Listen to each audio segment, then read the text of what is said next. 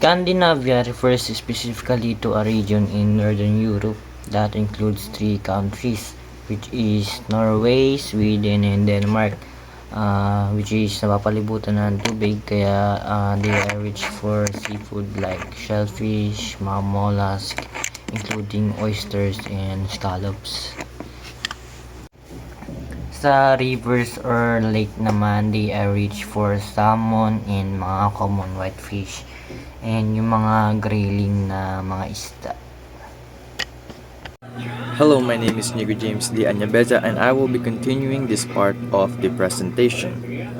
So this highlights how the geography of the Scandinavian region, specifically its mountainous and forested terrain, shapes the local diet. Because agriculture is limited in these rugged areas, people traditionally rely on hunting and foraging, leading to the use of game meats and wild birds as key protein sources in their cuisine, especially among indigenous communities like the Sami.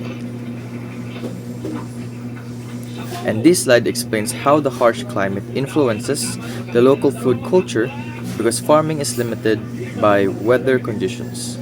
The cuisine relies on ingredients that can withstand cold temperatures and be stored for long periods. This results in diet focused on preserved foods and hearty meals that provide warmth and sustenance through the winter. The history of Scandinavian. Before the official start of New Nordic cuisine, chefs like Clovis Meyer and Gunnar Carl Gislason were already using local, seasonal, and traditional methods.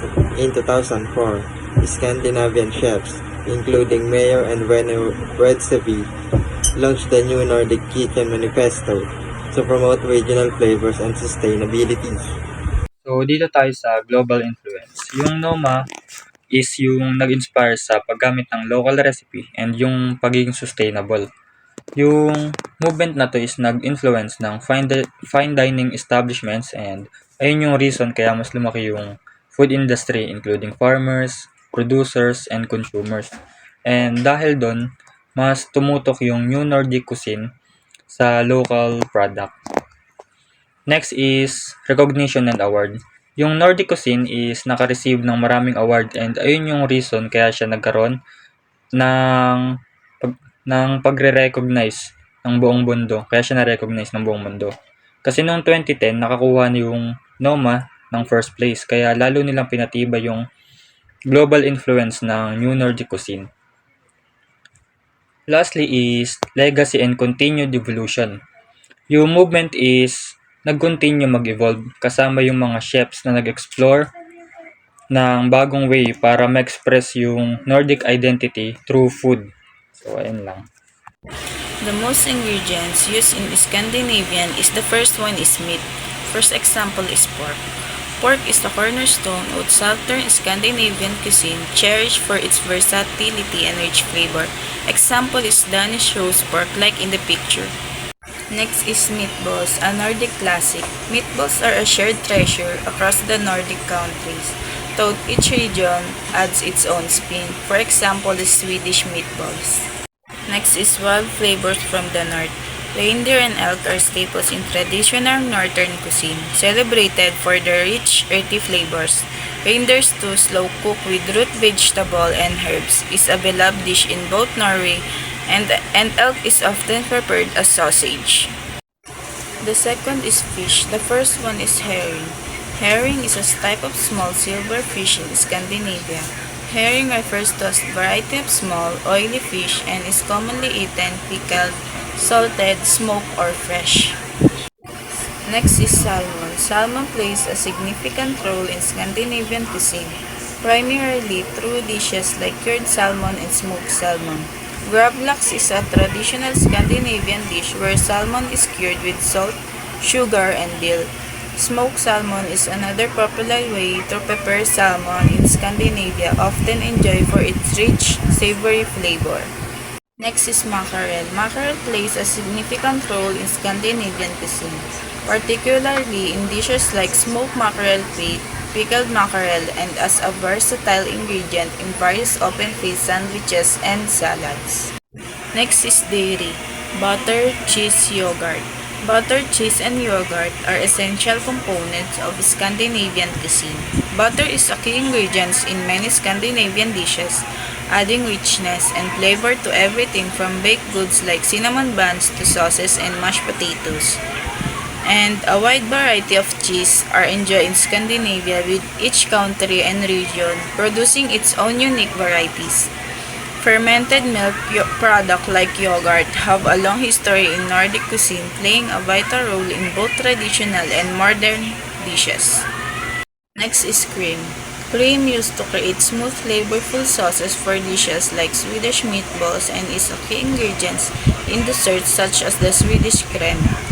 Cream is a versatile ingredient in Scandinavian cuisine, adding richness, flavor, and texture to various dishes. It's used in both sweet and savory dishes, from creamy soups and such to desserts and baked goods. Next is sour cream. Sour cream is adding richness, tanginess, and moisture to both sweet and savory dishes. Next is bread. The first one is rye bread. Rye bread is a very common ingredient and form a staple in many dishes. It's known for its slightly tangy flavor and hearty texture, making it versatile for both sweet and savory toppings. Vegetables in Scandinavian cuisine are mostly hearty and local. You'll often see potatoes, carrots, parsnips, cabbage, and beets, all perfect for cold climates. They're usually roasted, boiled, or pickled to bring out their flavorful and last through winter. When it comes to fruits, wild berries like lingonberries, cloudberries, and bilberries take center stage. They're usually used in jams, sauces, or even with meat. Apples and rhubarb are also common in traditional desserts. For spices and herbs, they keep it simple but flavorful. Dill is used a lot, especially with fish, while cardamom and cinnamon are popular in baking.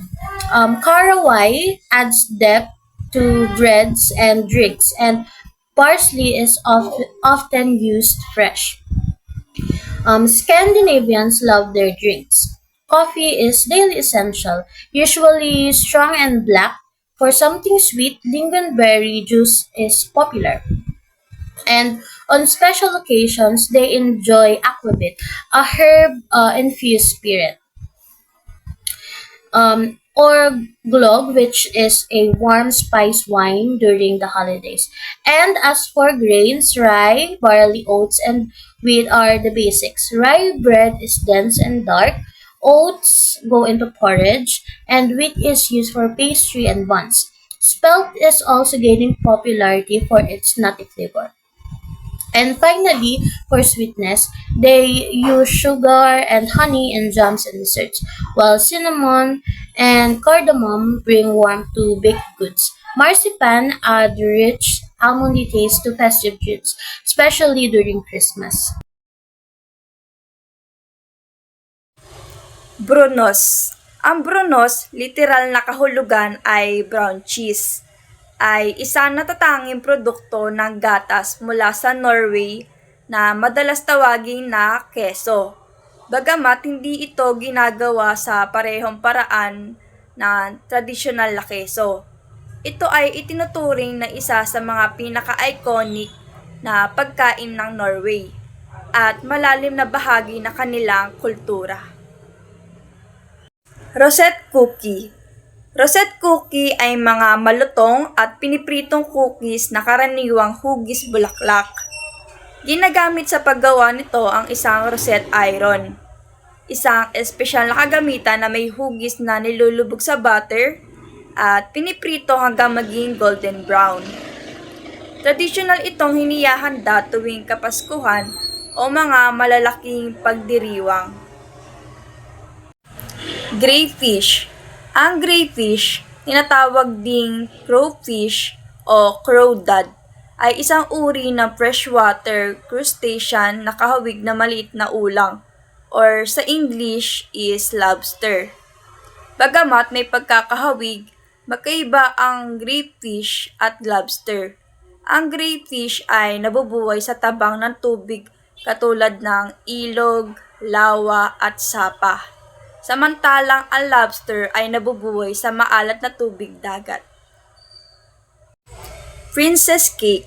Ang princess cake ay isang tradisyonal na Swedish na cake na kilala sa kakaiba at kaakit-akit nitong itsura. Ito ay karaniwang may berdeng marsipan na bumabalot sa buong cake na nagbibigay dito ng makinis at magandang kalalabasan. Ito ay naging isang paboritong panghimagas sa mga espesyal na okasyon at selebrasyon sa Sweden. Cider. Sa Norway, ang cider ay halos palaging tumutukoy sa alcoholic cider. Hindi ito basta apple juice lang tulad ng kadalasan sa Pilipinas o sa North American kung tawagin ay apple cider. Ang cider from Hardanger ay isang protected geographical indication. Ibig sabihin, parang champagne ito na ang pangalan ay eksklusibo sa cider na gawa sa Hardanger, gamit ang mga mansanas doon, at tinitiyak nito ang kalidad. Hasselback potatoes. Ang Hasselback potatoes ay isang uri ng baked potatoes na sikat dahil sa kakaiba at kaakit-akit nitong hiwa. Nagmula ito sa Hasselbacket restaurant sa Stockholm, Sweden noong 1950. Ang Hasselback potatoes ay pwedeng lagyan ng iba't ibang toppings tulad ng keso, bacon, breadcrumbs, o sour cream. Kaya bagay ito sa pang-araw-araw na kainan o sa mga espesyal na okasyon. Wienerbröd, or sa English is Danish pastries. Ang Wienerbröd ay isang sikat at masarap na pastry na nagmula sa Denmark. Bagamat kilala ito sa buong mundo bilang Danish pastry. Ang literal na kahulugan ng Wienerbröd ay Vienna bread or Vienna pastry na nagpapahiwatig ng connection nito sa Vienna, Austria, kung saan nakuha ang idea sa pastry na ito. Kilala ito sa flaky nitong layer, tamis at iba't ibang masasarap na palaman na perpekto para sa pang-almusal, merienda o anumang oras na gusto mo ng matamis at masarap na treat. Paltbröd is a traditional Swedish food product classified as a type of blood bread, typically made by combining animal blood, usually from pigs or cows, with rye flour and occasionally wet flour. The resulting dough is baked into a dark, dense flatbread with a rich iron content and distinctive flavor. Ragmank, or sa English is potato pancakes. Ang ragmank ay isang tradisyonal na pagkain Swedish na kilala bilang potato pancake o pancake na gawa sa patatas. Ito ay isang masarap at nakakabusog na ulam, lalo na tuwing malamig ang panahon. Kanelbulla. Ang kanelbulla ay isang sikat at tradisyonal na pastry mula sa Sweden. Kilala rin bilang Swedish cinnamon bun. Ito rin ay isang malambot at malinamnam na tinapay na pinapalaman ng cinnamon sugar mixture at binibilot o binabaloktot bago lutuin. Craft beers. Craft beers is a term used to describe beer produced by small independent breweries that emphasize quality, flavor, and traditionally brewing methods. These breweries are often characterized by their focus on unique and diverse beer experiences rather than mass production. Craft beers are often brewed with high-quality ingredients and innovative techniques, leading to more complex and flavorful beers. Norwegian waffles. Norwegian waffles, known as Fabler, are thin heart-shaped waffles, typically served as a sweet treat, often with toppings like jam, sour cream, or brown cheese. They are not usually eaten for breakfast, but rather as a snack, especially when having friends or family. Agua beet. Ang agua beet ay isang inuming nakakalasing na pangunahing ginagawa sa bansa sa Scandinavia or Northern Europe, tulad ng Denmark, Norway at Sweden. Ang pangalan nito ay nagmula sa Latin na agua vitae, na nangangahulugan tubig ng buhay, na dating ginagamit para sa mga inuming may alak na pinaniniwalaang may kakayahang magpagaling. Pulk. Pulk is a dish that comes from the Sweden, featured a potato dumpling na puno ng karne. Kadalasang baboy ang ginagamit, pero possible na gumamit ng iba pang mga karne. Siniserve siya with a dollop of butter and some lingonberry jam. Next, liver pulk. Isa din siyang pulk na dinadagdagan lang siya ng atay. Same lang din siya ng process ng pagluluto ng pulk. Krapkekor, another type of potato dumpling that is stuffed with meat, is krapkekor. Ang pinagkaiba lang nila is kapag gumagawa ng pulk, gagamit ka ng raw potato, samantalang ang krapkekor ay gumagamit ng pinakuluang potato and ginagawa nilang mas maputi ang kulay ng dumpling, samantalang ang pulk dumpling ay karaniwang kulay abo. Gravlax. Gravlax is salmon that's been cured but not smoked. Minamarinate siya sa salt, sugar, dill, at black pepper, and sometimes berries. Gravlax, siniserve siya na may dill and black pepper sa ibabaw. Gusto ng ilan ay natatakpan ito ng mustasa. Next, caviar. While not as rarefined as the fried beluga caviar, Norwegians have their own version, smoked cod roe, which is more of an everyday food. It's usually found in a tube, like a toothpaste tube, and is squeezed out onto rye bread for breakfast. Sometimes, sinasama nito ng eggs. Next is lingonberries. Lingonberries are small, red, tart berries. Nag-grow sila sa Norway, Finland at Sweden at na-harvest nila ng Agosto. They are commonly used in Scandinavian cuisine to make jams, sauces, and juices, and also enjoy the dishes and dessert. Cloudberries. Amber cloudberries grow on the boggy ground of the tundra in northern Scandinavia and are shaped like raspberries and nagkukulay itong orange-yellow. Ang mga cloudberry ay naging sikat na delicacy since the day of the Viking na pinapalagahan ang mga berry na puno ng vitamin C. Cloudberries are usually cooked in a jam and eaten with anything from a cheese platter to ice cream or on top of a dollop of cream on a waffle. Next, katbolar. Ang mga bola-bola ay siniserve kasama ng mga pinakulaang potato, cream sauce, pipino at maasim na lingonberry jam. Maaring mag-iba-iba ang karne. Halimbawa, ang ilang mga recipe ay naglalaman ng baboy at baka. Next, Smørrebrød. Ang smørrebrød ay isang traditional na Danish na oven paste sandwich. Karaniwan itong nagtatampok ng mga slice na butter rye bread na nilalagyan ng iba't ibang cold cut, isda, keso, spread at garnish. Isa itong pangunahing pagkain sa lutuing Danish at maaaring tangkilikin bilang panghimagas. Steg flesk is a dish from Scandinavian consisting of fried pork belly and siniserve siya with boiled potato and parsley sauce. Next is fårikål, Norway's national dish. This lamb or mutton toe is simple. This Norwegian dish is very basic. Lamb or mutton on the bone is layered with cabbage, leaves, with a splash of water and a scattering of black pepper corns, and niluluto siya ng mahabang oras like nasa 3 to 4 hours depende sa pamamaraan ng pagluluto and sa desire mong tenderness. So, next is pickled herring. Herring across Scandinavian comes in dozens of forms. whether fried in a soup, boiled on a sandwich, marinate, or smoked.